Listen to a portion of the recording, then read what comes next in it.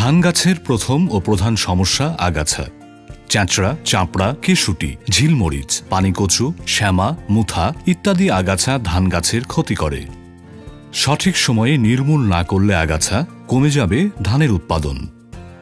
কৃষক ভাই, চিন্তা নাই, প্রয়োগ করলে চেঞ্জার, থাকবে না কোনো ডেঞ্জার। চারা রোপণের 5 থেকে 15 দিনের মধ্যে প্রয়োগ করুন। জমিতে 2 থেকে 3 ইঞ্চি পানি থাকা অতি আবশ্যক। প্রয়োগের পর জমিতে 3 থেকে 4 দিন পানি ধরে রাখুন। জমির পানি শুকিয়ে না যাওয়া পর্যন্ত নতুন করে পানি দিবেন না। মেড ইন বাংলাদেশ প্রকল্পের ব্যানারে দেশেই তৈরি হয় ন্যাশনাল এগ্রিকেয়ার এনএসির উন্নত প্রযুক্তির আগাছানাশক চেঞ্জার। বারবার খরচ নয়, চেঞ্জারে একবারেই কাজ হয়। তবে আর কিসের ভয়? দমন করুন আগাছা সঠিক সময়ে। সঠিক ফলনে ভরবে গোলা, আসবে সুদিন কৃষকের জীবনে। ধান ক্ষেতের 100% আগাছা দমনে চেঞ্জার 18 WP। এনএসি, এসো স্বপ্ন ফলাই।